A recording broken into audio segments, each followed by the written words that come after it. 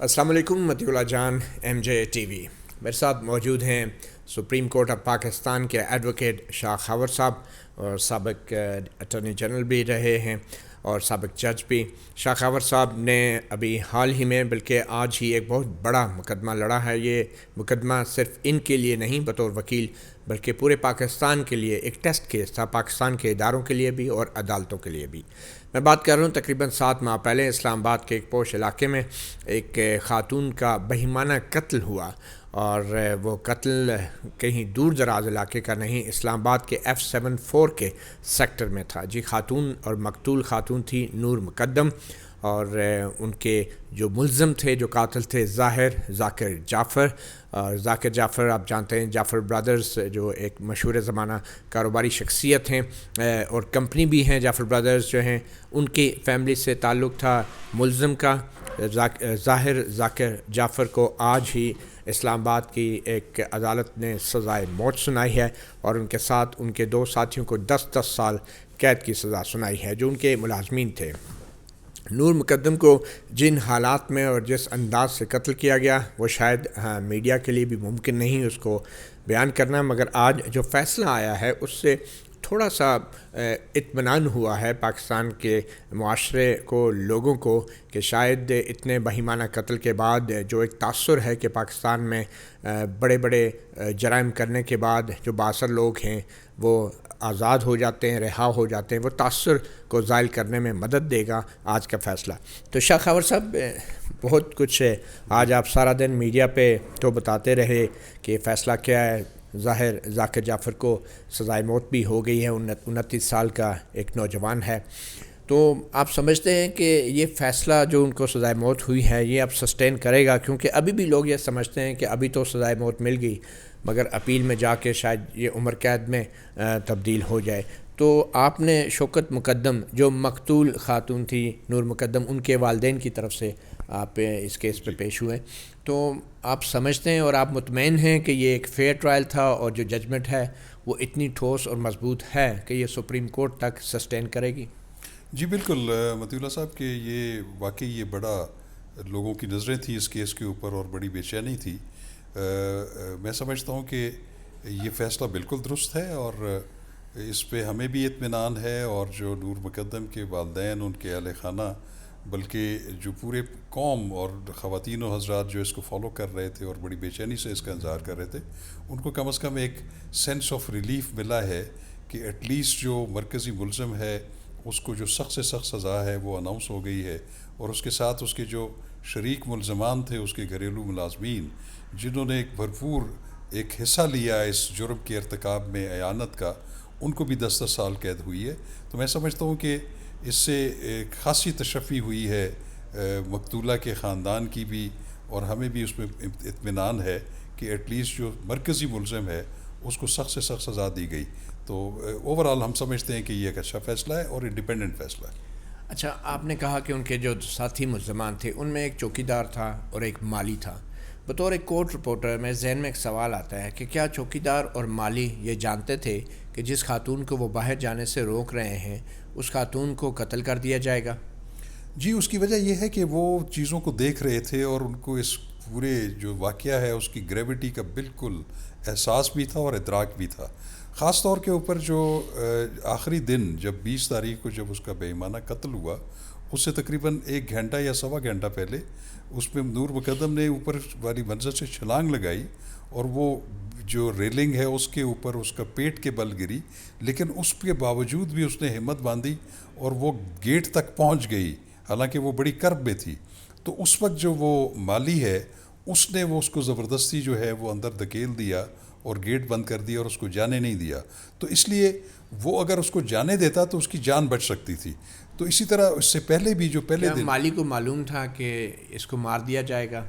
دیکھیں، بات یہ ہے کہ یہ تو اب ہم کوئی یقین سے نہیں کہہ سکتے، لیکن جتنے سرکمسٹانسز ہیں وہاں پہ، کیونکہ وہ کافی دیر سے وہاں پہ محبوس تھی، اس کا مالی کو بھی پتہ تھا، ملازمین کو بھی پتہ تھا، لیکن انہوں نے کوئی ایسا اقدام نہیں کیا کہ وہ اس جو کبھی جرم سے اس کو روک سکتے. چلے اگر وہ روک نہیں سکتے تھے، وہ ملازمین تھے، لیکن وہ جب گیٹ سے باہر جا رہی تھی آدھا گیٹ کھل چکا تھا اور اس کو روکنا جو ہے وہ میں سمجھتا ہوں کہ ایک بہت بڑی اعانت ہے جو کہ اس کے قتل کے اس میں جو ہے اس کو وہ اعانت جو ہے وہ اغوا میں تھی یا قتل میں تھی؟ وہ میں سمجھتا ہوں کہ جو ملازم ہے مالی چلیں وہ تو اس کو آپ کہہ سکتے ہیں کہ وہ چلیں تھوڑے دیر کے لیے آیا تھا اور اس نے دروازہ نہ کھولنے دیا اور اس کو اندر جو ہے اس نے دھکیل دیا دوبارہ، اس نے بھی جرم کیا. لیکن جو دوسرا ہے ملازم چوکیدار تو 24 گھنٹے وہاں پہ ہوتا ہے، اس کے سامنے ہی نور مقدم وہاں پہ آئی اور اس کے بعد اس کو جب وہ گھسیٹ کے اندر لے گیا اس وقت بھی اس کے سامنے ہو رہا تھا. تو ان کو اس چیز کا ادراک تھا کہ یہاں پہ جو کچھ ہو رہا ہے وہ نارمل نہیں ہو رہا اور اس پہ کوئی بہت ہی کوئی خطرناک صورتحال بھی کریٹ ہو سکتی ہے. تو ٹھیک ہے، یہ نارملی یہ ہوتا ہے کہ جو ملازمین ہوتے ہیں وہ اپنے مالکان کی مرضی کے بغیر کچھ نہیں کرتے، لیکن جہاں پہ اس طرح کا واقعہ ہو اور اس واقعے کا خدشہ ہو کہ کسی کی جان جا سکتی ہے تو وہ اپنی صرف نوکری بچانے کے لیے اس نے ایک جان نہیں بچائی. تو یہ میں سمجھتا ہوں کہ بڑا ان کے خلاف سنگین قسم کے جو ہے وہ الزامات تھے. اچھا، ظاہر ذاکر جعفر کے جو والد ہیں اور والدہ ہیں ان کو بری کر دیا ہے جج عطا ربانی صاحب نے.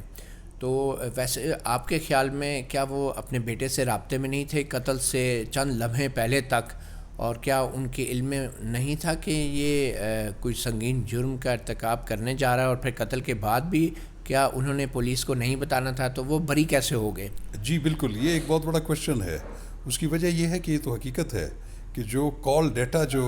ریٹریو کیا تھا پولیس نے انویسٹیگیشن کے دوران، اس میں ملزم ظاہر جعفر اور اس کے اپنے والدین کے ساتھ مسلسل رابطہ تھا اس پورے اس دورانیے میں، قتل سے پہلے بھی اور قتل کے بعد بھی اس کے ساتھ ایک دفعہ رابطہ ہوا. تو اس کا مطلب یہ تھا کہ وہ بالکل ان کو اس کی گریوٹی کا اندازہ تھا، اور خاص طور پہ ان کو اس بات کا بھی علم تھا کہ وہ نور مقدم نے چھلانگ لگائی ہے اور اس کا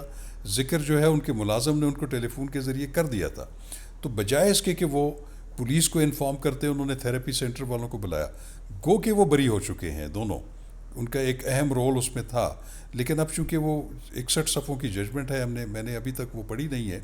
اس کو جب ہم پڑھیں گے اور اس پہ جب مشاورت کریں گے مدعی کے ساتھ بھی اور پروسیکیوشن ڈپارٹمنٹ کے ساتھ بھی، اگر اس میں ہمیں ایسی نظر آئی صورتحال کہ ان کی بریت کا فیصلہ جو ہے وہ قانون کے مطابق نہیں ہے، تو اس کو اپیل کرنے کا ہم جو ہے وہ حق محفوظ رکھتے ہیں اور اس کو ہم ایکسرسائز بھی کر سکتے ہیں. آپ نہیں سمجھتے کہ ظاہر ذاکر جعفر جو ملزم کو سزائے موت ہوئی ہے،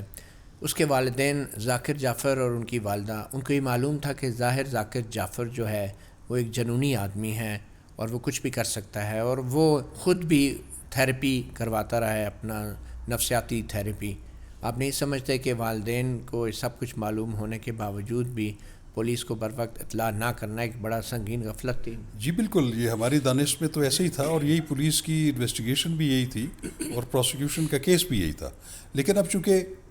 جو ایڈیشنل سیشن جج صاحب ہیں انہوں نے اپنی دانش میں ان کو بری کیا، تو اس کی وجوہات کو ہم دیکھیں گے، اور اگر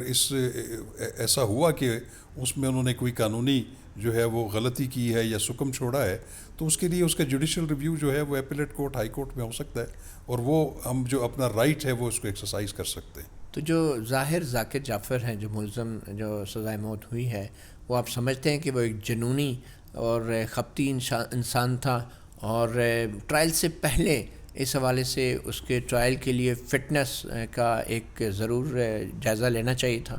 دیکھیں، جہاں تک اس کی ذہنی مریض ہونے کا تعلق ہے، دیکھیں ذہنی مریض ہونا یا کوئی فوبیا ہونا یا کوئی سائیکولوجیکل مسئلہ ہونا یہ بہت مختلف چیزیں ہیں. ایک بندہ ہے اس کے ساتھ کوئی نفسیاتی مسائل ہو سکتے ہیں، ایک طبیعتاً جو ہے وہ زیادہ جلدی غصے میں آ سکتا ہے، لیکن اس کو آپ یہ نہیں کہہ سکتے کہ وہ فاتر العقل ہے، وہ لیونیٹک ہے یا وہ پاگل ہے. اس میں جب ٹرائل کے دوران، جب ٹرائل جو ہے وہ اپنے عروج پہ تھا اور اس پہ پروسیکیوشن ایویڈنس تقریباً 80-90% ہو چکی تھی، تو ان کے وکیل کی جانب سے اس کو فاتر العقل ڈکلیئر کرنے کی ایک اپلیکیشن ڈالی گئی تھی کہ اس کی پچھلی ہسٹری ہے، اور اس پہ پھر عطا ربانی صاحب نے ہمیں بھی نوٹس کیا، پروسیکیوشن کو بھی کیا، اور ہماری بحث سننے کے بعد ایک دلیل سے بھرے ہوئے فیصلے کے تحت انہوں نے ان کی وہ پلی کو ریجیکٹ کیا، ان کی اپلیکیشن کو ریجیکٹ کیا. لیکن اگر وہ واقعی اس میں سیریس تھے اس پلی میں، تو ان کو چاہیے تھا کہ اس فیصلے کو آگے وہ چیلنج کرتے اسلام آباد ہائی کورٹ میں. انہوں نے نہ اس کی اپیل کی نہ اس کے خلاف نگرانی ظاہر. تو اس کا مطلب ہے کہ وہ ان کی جو پلی تھی اس میں حقیقت کا کوئی تعلق نہیں تھا. تو اس لیے وہ انہوں نے پلی ضرور لی لیکن وہ اس بارے میں اتنے سیریس نہیں تھے, اس لیے ان کو پھر آگے سے ہائی کورٹ میں ایجیٹیٹ نہیں کیا. اچھا, دوسرے جو اسلام آباد میں بڑے بڑے واقعات ہو رہے ہیں اس میں اور پورے پاکستان میں بلکہ جو ہوتے ہیں, پولیس کے بارے میں بڑی شکایت ہوتی ہے. تو ایسی کیا بات تھی اس معاملے میں کہ آپ بظاہر آپ کے نزدیک بھی پولیس نے بہت تندہی سے اور ایفیشنسی کے ساتھ کام کیا ہے اور اس میں انویسٹیگیشن بھی بہت درست ہوئی ہے, تو کیا وجہ تھی پولیس کے اتنے تندہی سے کام کرنے کی اس کیس میں, اور عام جو قتل ہوتے ہیں ان قتل میں کیا فرق تھا؟ دیکھیں, یہ بات تو آپ کی بالکل درست ہے کہ چونکہ اس کو اتنی زیادہ پذیرائی حاصل ہوئی سوشل میڈیا پہ, پرنٹ اور الیکٹرانک میڈیا پہ, اس پہ ضرور پھر پولیس کی توجہ اس پہ پڑی. اور اس میں میں آپ کو ویسے یہ کہوں گا کہ اس وقت کی جو پولیس ہیرارکی تھی اسلام آباد پولیس کی, اس میں بہرحال قاضی جمیل تھے, آئی جی تھے, یہ ایک افضال کوثر صاحب ڈی اے جی آپریشن تھے, ایک بڑے اچھے ایس پی انویسٹیگیشن تھے عطاء الرحمان صاحب, ان کے ساتھ ہم ان ٹچ تھے. اور اس میں جو آئی او تھے وہ عبدالستار تھے, بلکہ اس میں ایک لیڈی اے ایس پی بھی تھی آمنہ بیگ. تو یہ پوری ایک ٹیم تھی. تو ہم جب ان کے ساتھ ان ٹچ تھے تو ہم نے ان کو ایک بار ضرور باور کروائی کہ اس تفتیش میں آپ کوئی بھی پیڈنگ نہیں کریں گے, کوئی فیبریکیشن نہیں کریں گے, کوئی اس میں ہم جعلی گواہ نہیں بنائیں گے, اس واقعے کو ہم اوریجنل فارم میں رکھیں گے. اور چونکہ ارد گرد اتنی زیادہ سرکمسٹینشل ایویڈنسز موجود ہیں, آپ ان کو اس پہ تہیہ کرتے ہوئے, اس پہ تکیہ کرتے ہوئے اس کے مطابق یہ تفتیش کریں گے. اور میں یہ سمجھتا ہوں کہ یہ والی جو تفتیش ہے یہ ایک مثالی تفتیش ضرور ہے کہ جس میں کوئی عینی گواہ نہیں ہے, اور یہ تمام کیس جو ہے یہ سرکل کر رہا ہے سائنٹیفک بنیادوں پر حاصل کی گئی شہادت کے اوپر. تو میں یہ سمجھتا ہوں کہ یہ ایک ٹرینڈ بھی اس سے ایک نیا بن سکتا ہے, ایک نئی پریسیڈنٹ قائم ہو سکتی ہے. آپ کو یاد ہوگا کہ ایک سپریم کورٹ آف پاکستان نے اپنے ایک مقدمے میں, جس میں آصف سعید کھوسہ صاحب اس کے آتھر تھے, انہوں نے بھی یہ ایک فیصلہ لکھا تھا جس میں انہوں نے کہا تھا کہ جہاں پہ اگر عینی شہادت نہ ہو اور اگر فورینزک شہادت اتنی اسٹرانگ ہو اور وہ اتنی مضبوط ہو اور جس کو صحیح طریقے سے پریزنٹ کر دیا جائے, تو اس میں بھی فوجداری مقدمے میں ملزموں کو سخت سے سخت سزا دی جا سکتی ہے. تو میں سمجھتا ہوں کہ آئندہ بھی یہ ایک میں سمجھتا ہوں کہ ایک ٹرینڈ قائم ہو جانا چاہیے کہ جن مقدمات میں آپ نے دیکھا ہے کہ بڑے ہائی پروفائل مقدمات ہوتے ہیں, اس میں پھر اگر ٹرائل کورٹ سزا دے بھی دے تو اپیلیٹ کورٹ, ہائی کورٹ یا سپریم کورٹ ان کو بری کر دیتی ہے, جیسے کہ بہت سارے کیسز آپ کے سامنے ہیں. تو اس میں ہوتا یہ ہے کہ وہ جو انویسٹیگیشن ہوتی ہے پولیس کی, اس میں اتنے لوپ ہولز ہوتے ہیں, اتنی خرابیاں ہوتی ہیں, اتنی اس میں فیبریکیشن ہوتی ہے کہ جو کہیں نہ کہیں اپیلیٹ سٹیج کے اوپر اس کا فائدہ ملزم کو پہنچ جاتا ہے. تو میں سمجھتا ہوں کہ پولیس کو جو جدید ٹیکنالوجی ہے اس کے تحت جو ہے تفتیش کرنی چاہیے, بجائے اس کے کہ وہ ایک ٹریڈیشنل قسم کی جو تفتیش ہے جس میں آپ گواہ بنا لیں اور اس میں فیبریکیشنز کر لیں. ان فیبریکیشنز کا الٹیمیٹلی نقصان ہوتا ہے پروسیکیوشن کے کیس. شاہ خاور صاحب, آپ تو نور مقدم مقتولہ کے والدین کے وکیل تھے, مگر آپ کے ساتھ ایک سرکار کے جو استغاثہ کے وکیل ہیں, پروسیکیوٹر بھی تھے. تو آپ کو کیسا لگا پروسیکیوٹر کے کام کے بارے میں بطور وکیل مقتول کے لواحقین کے, آپ کیا کہیں گے؟ میں آپ کو ویسے مطیع اللہ بتاؤں کہ یہ جو اس میں جو پروسیکیوٹر تھے, جو ڈسٹرکٹ پروسیکیوشن آفس میں سے تھے, رانا حسن عباس نام ہے ان کا, نوجوان وکیل ہیں, اور ابھی حال ہی میں کوئی زیادہ عرصہ نہیں ہوا کہ وہ پروسیکیوشن ڈپارٹمنٹ میں آئے, لیکن میں نے ان کو بڑا تیاری کے ساتھ دیکھا, اور اس نے بڑی پروفیشنلزم سے اس کیس کو جو ہے ہمارے ساتھ انہوں نے معاملت کی, اور انہوں نے جو آخری دن جو بحث بھی کی وہ بھی بڑی مدلل تھی, اور اس میں انہوں نے ایک اچھا کیس پریزنٹ کیا. تو میرے لیے یہ ایک بڑا ایک خوشی کا مقام ہے کہ حالانکہ اسلام آباد میں پروسیکیوشن ڈپارٹمنٹ نیا ہے, اس میں نوجوان وکیل ہیں, لیکن اس پروسیکیوٹر نے بہت محنت سے اور بڑی جانفشانی سے اس میں کام کیا. اچھا شاہ خاور صاحب, دیکھیں ہر کیس کے قانونی پہلو بھی ہوتے ہیں, اور آپ تو بطور وکیل آپ نے اور بھی بہت سے کیسز کیے ہوں گے, قتل کے, اغوا کے یا دوسرے جرائم کے حوالے سے. اس کیس میں آپ کو کیا بات مختلف لگی بطور وکیل؟ اس میں مختلف یہ لگی کہ ایک ٹیسٹ کیس تھا, کیونکہ جیسے میں نے عرض کیا کہ اس میں کوئی عینی گواہ نہیں تھا, اور جب کسی کیس میں عینی گواہ نہیں ہوتا تو پھر اس میں چونکہ کیس کو ثابت کرنا اس کا بار ثبوت پروسیکیوشن پہ ہوتا ہے، تو پروسیکیوشن نے وہ جو ہے اپنا جو ہے وہ اونس ڈسچارج کرنا ہوتا ہے. تو ایک ان سین مرڈر میں ایک کیس کو پریزنٹ کرنا اور اس کو ثابت کرنا اور جس کے نتیجے میں سخت سے سخت سزا ملزم کے لیے لینا، یہ ایک میرے نظر میں ایک یونیک کیس تھا جو کہ اللہ کے فضل سے ہمیں اس میں کامیابی ہوئی. اور اس میں جو سب سے زیادہ ایلیمنٹ جس نے کام کیا ہے وہ یہ تھا کہ اس میں کوئی فیبریکیشن نہیں تھی. تو آپ یہ کہہ رہے ہیں کہ یہ شاید پہلی بار ایسا ہوا ہے کہ بغیر کسی عینی شاہد کے واقعاتی شہادت کی بنیاد پہ سزائے موت ملی ہے؟ بالکل ایسا نہیں ہے کہ یہ بالکل ایک پہلی نوعیت کا کیس ہے، ایسے کیسز پہلے موجود ہیں، لیکن نارملی عدالتیں کنونس بھی ہوتی ہیں کہ یہ قتل ہوا ہے، لیکن چونکہ اس میں عینی گواہ نہیں ہوتا تو وہ اس کو ایز اے میٹیگیٹنگ فیکٹر کرتے ہوئے تو اس کو سزائے موت نہیں دیتے، نارملی اس میں وہ عمر قید دے دیتے. اچھا شاخاور صاحب، آپ نے یہ کیس لینے کا فیصلہ کیوں کیا بطور وکیل؟ کئی بار ہوتا ہے کہ وکیل کہتے ہیں کہ میں اس کیس کو نہیں لے سکتا، تو آپ نے کیوں کہا کہ یہ آپ نے لینا ہے، یہ کیس کرنا ہے؟ دیکھیں مطیع اللہ، آپ بھی مجھے دیکھ رہے ہیں کہ میں تو 2008 کے بعد زیادہ تر سپریم کورٹ میں ہوں. میں جب ڈپٹی اٹارنی جنرل بنا تو اس کے بعد میں ٹرائل کورٹ میں جانا چھوڑ دیا تھا. اس لیے نہیں کہ ٹرائل کورٹ میں جانا میرے لیے کوئی ایسی کوئی اس کی بات ہے، کیونکہ میری کمٹمنٹ سپریم کورٹ میں زیادہ ہوتی ہے، تو میں نے ٹرائلز تو ویسے چھوڑے ہوئے تھے. لیکن اس میں جو نور مقدم کے والد ہیں شوکت مقدم صاحب، ان کے ایک بڑے دوست، بلکہ میں ان کا نام بھی لے لوں گا، وہ امبیسڈر عبدالباسط صاحب ہیں جن کے ساتھ ہماری اچھی شناسائی ہے. تو انہوں نے مجھے ریکویسٹ کی تھی کہ آپ اس کیس کو دیکھیں، اور ان کے کہنے پہ میں ان کو انکار نہیں کر سکا. پھر میں نے اپنے میرے جو شاگرد تھے جو اس وقت بہت اچھے وکیل ہیں، اس میں نثار اصغر ہیں، اس میں بابر حیات صبور ہے، بیرسٹر قاسم ہیں، ان کو پھر میں نے ان کی ٹیم بنائی اور انہوں نے اس کیس کو شروع سے دیکھا. اس کی تفتیش کے بھی جو ہے وہ قریب سے ان کو دیکھتے رہے، اس کو مانیٹر کرتے رہے، اور اس پہ بہت زیادہ ریسرچ کی انہوں نے. تو میں سمجھتا ہوں کہ یہ اس میری پوری ٹیم کا یہ ایک مشترکہ ایک منصوبہ تھا، ایک پروجیکٹ تھا جس کو ہم نے جو ہے سکسیسفلی کیا. اور مجھے بڑا اطمینان ہے کہ میں نے کم از کم ایک ایسے کیس میں جس میں کہ ایک نوجوان بچی کے ساتھ اتنی بے دردی سے اس کے ساتھ یہ سلوک ہوا، اس کا قتل ہوا، تو میرے لیے میں سمجھتا ہوں کہ یہ ایک بڑے اطمینان کی اور خوشی کی بات ہے کہ میں نے ان کی وکالت کی، اور جو مرکزی ملزم ہے اس کو قرار واقعی سزا جو ہے اناؤنس ہو گئی آج. اچھا شاخاور صاحب، بطور وکیل تو آپ نے کیس لڑا، مگر بطور ایک انسان آپ کے نزدیک اس کیس سے کیا سیکھنے کی ضرورت ہے ایک عام انسان کو؟ دیکھیں جی، اس پہ دیکھنے کی ضرورت یہ ہے کہ میں جس پرسپیکٹو سے بات کر رہا ہوں کہ قانون کے علاوہ اس کا ایک اخلاقی پہلو بھی ہے. یہ بات مجھے کرنی نہیں چاہیے، لیکن میں آپ کو ایک بات بتا دوں کہ یہ کیس ہم نے جو ہے وہ پرو بونو کیا ہے. حالانکہ دوسری سائڈ سے جو ملزمان ہیں وہ بڑے مطلب آپ نے کوئی فیس نہیں لی؟ ہم نے کوئی اس میں چارج نہیں کیا، اور ہم نے والنٹری بیسس پہ یہ کیا ہے. اور اس کے باوجود بھی ہماری پوری ٹیم نے اس پہ بڑی جانفشانی سے، اور اس کو ایز اے چیلنج، کیونکہ یہ قتل جو ہے جس نے پورے پاکستان کو ہلا دیا تھا،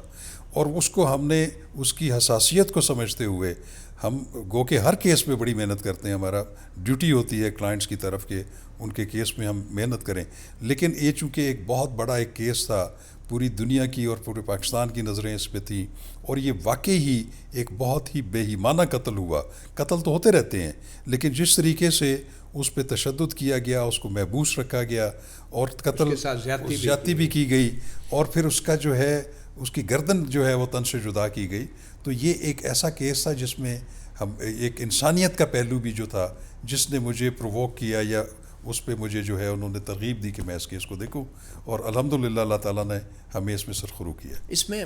پاکستان کے معاشرے کے جو اقدار ہیں، ہماری ویلیوز ہیں، اس تناظر میں آپ کیا سمجھتے ہیں کہ ہمارے معاشرے میں لوگوں کے لیے سیکھنے کے لیے کیا ہے؟ یہ واقعات کیوں رونما ہوتے ہیں، اور کیا ایسے واقعات کو روکا جا سکتا ہے؟ بطور انسان اور بطور تجربہ کار شہری آپ کیا کہیں گے؟ دیکھیں، میں یہ بالکل بھی نہیں کہوں گا کہ اس میں جو وکٹم بلیمنگ کا میں بالکل اس کا بالکل حق میں نہیں ہوں. دیکھیں، بات یہ ہے کہ آج کل جو معاشرہ ہے اس میں بچے بچیاں جو ہیں وہ اکٹھے پڑھتے ہیں، کالجز میں پڑھتے ہیں، یونیورسٹیز میں پڑھتے ہیں، آپس میں ان کا آنا جانا ہوتا ہے، اور ان کا بھی فیملیز کا آپس میں کافی کلوز وہ تھا، آنا جانا تھا اور ایک دوسرے کے گھر جو تھا. تو میں نہیں سمجھتا کہ اس میں کوئی ایسی کسی بات کو جو ہے اہمیت دی جا سکتی ہے. اس میں دیکھنا یہ ہے کہ اس نے اس کے باوجود بھی کہ ان کے آپس میں فیملی ریلیشنز ہیں، ان کا آپس میں آنا جانا ہے، تو اس نے کس طریقے سے ایک پلاننگ کر کے اپنے کسی ایگو کو سیٹسفائی کرنے کے لیے اس نے اس کو محبوس رکھا، اس پہ تشدد کیا اور اس کو اس نے بے ایمانہ طریقے سے قتل کیا. میں سمجھتا ہوں کہ یہ بالکل بھی اس کی جسٹیفیکیشن نہیں ہو سکتی. تو ایسے معاملے میں آپ میڈیا کے رول کو کیسے دیکھتے ہیں، خاص طور پہ جو کورٹ رپورٹرز تھے، جو کورٹ کی جن صحافیوں نے رپورٹنگ کی اور اس معاملے کو جس طریقے سے کور کیا اخبارات نے، ٹیلی ویژن نے اور سوشل میڈیا نے، تو آپ سمجھتے ہیں کہ یہ فیئر ٹرائل کے لیے یہ ایک منفی کردار تھا میڈیا کا یا مثبت کردار تھا؟ کیونکہ عام طور پہ بین الاقوامی پریکٹس یہ ہے کہ ملزمان کے چہرے کو نہیں دکھایا جاتا، مگر یہاں پہ تو it was all over media, اس کا چہرہ دکھایا جا رہا تھا اور بڑا اوپنلی، بلکہ اس کی باتیں بھی سنائی جا رہی تھی ٹرائل کے دوران. تو کیسے دیکھتے ہیں آپ میڈیا کے کردار کو؟ میں سمجھتا ہوں کہ میڈیا کا کردار اوور آل مثبت تھا اس میں. اس کی وجہ یہ ہے کہ اس کی سینسٹیوٹی کو دیکھتے ہوئے اور اس کی گریوٹی کو دیکھتے ہوئے سوشل میڈیا نے خاص طور پہ اس کو الائیو رکھا. گو کہ پرنٹ اور الیکٹرانک میڈیا نے بھی اس کی کافی کوریج کی، لیکن جو رپورٹرز تھے جن کے پرائیویٹ اپنے جو یوٹیوب چینلز ہیں، انہوں نے اس کو بہت زیادہ ہائی لائٹ کیا، اس کو لوگوں کو ذہنوں سے ہٹنے نہیں دیا. گو کہ میں یہ نہیں کہتا کہ جو ٹرائل کورٹس ہوتی ہیں وہ میڈیا سے مرعوب ہو کر کوئی ایسا بہت غیر معمولی فیصلہ دے سکتے ہیں، لیکن میں یہ سمجھتا ہوں کہ اس کا ایک اپنا امپیکٹ لازمی ہوتا ہے. جب کسی جج کے سامنے یہ کیس ہے، یا فرض کریں جب وہ ہائی کورٹ میں ان کی جو کچھ متفرق درخواستیں تھیں یا کسی فیصلے کے خلاف اپیل تھی یا ضمانت کی درخواست تھی، تو ڈیفینیٹلی ججز بھی انسان ہوتے ہیں. وہ بھی آج کل میڈیا کا دور ہے، وہ سوشل میڈیا بھی دیکھتے ہیں، اس کو بھی سنتے ہیں، اخبارات بھی پڑھتے ہیں، تو کسی حد تک ان پہ یہ انفلوئنس لازمی ہوتا ہے. لیکن میں یہ نہیں کہتا کہ وہ انفلوئنس کی وجہ سے یہ 100% کوئی کسی کیس کا فیصلہ ہو. یہ میں سمجھتا ہوں کہ ایک جو فیصلہ عطا ربانی صاحب نے کیا ہے، یہ بالکل انہوں نے اپنی وزڈم کے مطابق اور میرٹس کے مطابق کیا. تو اور پاکستان میں بہت سی ایسی خواتین ہیں جو قتل ہو جاتی ہیں، زیادتی کا شکار ہوتی ہیں، ان کے معاملات میں تو اتنے جلدی فیصلے نہیں آتے. جی بالکل، میں یہ بات مانتا ہوں کہ کوئی بھی قتل ایک انسان کا قتل، چاہے وہ خاتون کا ہو چاہے وہ مرد کا ہو، وہ انسانیت کا قتل ہوتا ہے. اور اس میں جو ایگنی اور جو ٹراما سے ان کے لواحقین گزرتے ہیں، یقیناً وہ سب گزرتے ہیں. تو میں یہ بالکل آپ کی بات مانتا ہوں کہ اس ملک میں ایک ایسا کرمنل جسٹس سسٹم ہونا چاہیے کہ جس میں لوگوں کو جلد انصاف ملے، ان کو اتنے لمبے ریگرز آف ٹرائلز کا سامنا نہ کرنا پڑے. تو بالکل یہ جتنے بھی قتل ہوتے ہیں دیگر خواتین کے بھی، ان کو بھی اسی طرح میں سمجھتا ہوں کہ پذیرائی ملنی چاہیے، اور ایک پریشر ان کا بھی جو ہے سوشل ضرور ہونا چاہیے،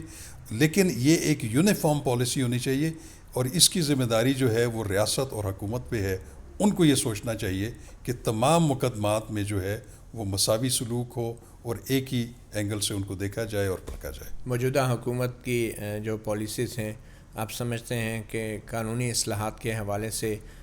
جلد فیصلوں کے لیے انہوں نے کوئی ٹھوس اقدامات اٹھائے ہیں؟ دیکھیں، پچھلے 3.5 سال میں تو ایسا کوئی ریمارکیبل چیز نہیں سامنے آئی، لیکن ابھی صرف ایک تجویز عمران خان صاحب نے بتایا کہ ہم نے کرمنل جسٹس سسٹم میں جو ہے وہ اس میں ترامیم کے لیے ایک بہت لمبی چوڑی جو ہے ایک تجاویز کی ہیں، لیکن جس پہ وکلا احتجاج کر رہے ہیں. وکلا کر رہے ہیں نہ کریں، لیکن پریکٹیکلی اس کو ہونا چاہیے کہ اس کو پارلیمنٹ کے سامنے پیش کرنا چاہیے، پارلیمنٹ میں لے کے جائیں، اس پہ قانون سازی کریں، اس پہ بحث مباحثہ کریں. اگر وہ کوئی ایسے ریفارمز کرتے ہیں بہت اچھی بات ہے، لیکن ہم نے یہ دیکھا ہے کہ ہماری حکومتیں جو ہیں ان کی یہ انصاف کی فراہمی ان کی کبھی بھی اولین ترجیح نہیں رہی. بہت شکریہ ایڈوکیٹ شاہ خاور صاحب، آپ نے یہ انکشاف بھی کیا کہ یہ کیس آپ نے مفت لڑا ہے، پرو بونو لڑا ہے، مفاد عامہ کے لیے لڑا ہے. یقینی طور پہ بطور سوسائٹی جو ہے ہم سب آپ کی اس خدمت کو قدر کی نگاہ سے دیکھتے ہیں اور یہ توقع کرتے ہیں کہ ایڈوکیٹ شاہ خاور کی مثال کو فالو کرتے ہوئے پاکستان کے دوسرے سینئر وکلا بھی ایسے عام خواتین کے کیس بھی مفت لڑیں گے اور ان کو اپنی قانونی خدمات ضرور دیں گے۔ فی الحال ایک نور مقدم کا فیصلہ تو آ گیا ہے، مگر اس فیصلے کے اوپر ابھی بہت سے فیصلے ہونے باقی ہیں، اور وہ ان فیصلوں میں کیا ہوگا، کیا جو ملزم ہے اس کی سزائے موت برقرار رہے گی، اور ویسے بھی پاکستان میں ایک طویل عرصہ ہو چکا ہے کسی بھی سزائے موت پہ عمل درآمد ہوئے، تو کیوں شاہ خاور صاحب سزائے موت پہ انشاءاللہ نہیں، ٹھیک ہے، وہ کبھی بدل بھی جاتے ہیں، لیکن وہ جیسے میں نے کہا کہ وہ اگر ناقص تفتیش ہو تو وہ کہیں نہ کہیں پکڑی جاتی ہے۔ لیکن سزائے موت پہ تو عمل درآمد رکا ہوا ہے پاکستان میں۔ ویسے کوئی سچ کوئی قانونی کوئی ایسا بار نہیں ہے، لیکن اس میں جو پرابلم ہوتی ہے وہ یہ ہوتی ہے کہ جب سپریم کورٹ بھی کسی سزائے موت کے مقدمے کو کنفرم کر دیتی ہے تو اس کے بعد ایک صدر مملکت کے پاس جو ہے آرٹیکل 45 کے تحت ایک مرسی پٹیشن چلی جاتی ہے، اور جب تک وہ مرسی پٹیشن ڈسمس نہ ہو اس وقت تک اس پہ عمل درآمد نہیں ہوتا، اور وہ میرا خیال ہے اس کی کیا وجہ ہے مجھے نہیں پتا، لیکن وہ کافی عرصے سے مرسی پٹیشنز وہاں پہ پڑی ہوئی ہیں جن کو ایڈجوڈیکیٹ کرنا ضروری ہے۔ ویسے مقتولہ کے لواحقین بھی دیت کے حوالے سے معاف کر سکتے ہیں ملزم کو؟ دیکھیے وہ تو ایک قانون میں ایک چیز موجود ہے، گنجائش موجود ہے، گنجائش تو موجود ہے، لیکن میرا نہیں خیال کہ نور مقدم کے جو وارثان ہیں ان کے والدین یا بہن بھائی جو ہے وہ ایسا کوئی ارادہ رکھتے ہیں۔ بہت شکریہ ایک دفعہ پھر ایڈوکیٹ شاہ خاور صاحب۔ ناظرین، نور مقدم کا کیس فی الحال ٹرائل عدالت نے اس کا فیصلہ کیا ہے، ابھی اور بہت سے فیصلے ہونے ہیں۔ امید یہی ہے کہ پاکستان بھر میں جو خواتین اس وقت انصاف کی منتظر ہیں، یا وہ خواتین جن کے جو قتل ہو چکی ہیں اور جن کے لواحقین انصاف کے منتظر ہیں، انہیں جلد انصاف دیا جائے گا۔ اس آپ کو بتاتا چلوں کہ سپریم کورٹ آف پاکستان میں تقریباً 54,000 کے قریب مقدمات اس وقت بھی فیصلے کے منتظر ہیں، زیر التوا ہیں، اور اسی طرح پورے پاکستان میں 20 لاکھ سے زائد مقدمات زیر التوا ہیں۔ تو ایک اچھی بات ہے کہ ایک اہم کیس کے اندر جلد فیصلہ آ گیا ہے، مگر ابھی اپیلوں کا فیصلہ ہونا باقی ہے۔ مطیع اللہ جان، MJ TV سے اتنا ہی، اجازت دیجیے، اللہ حافظ۔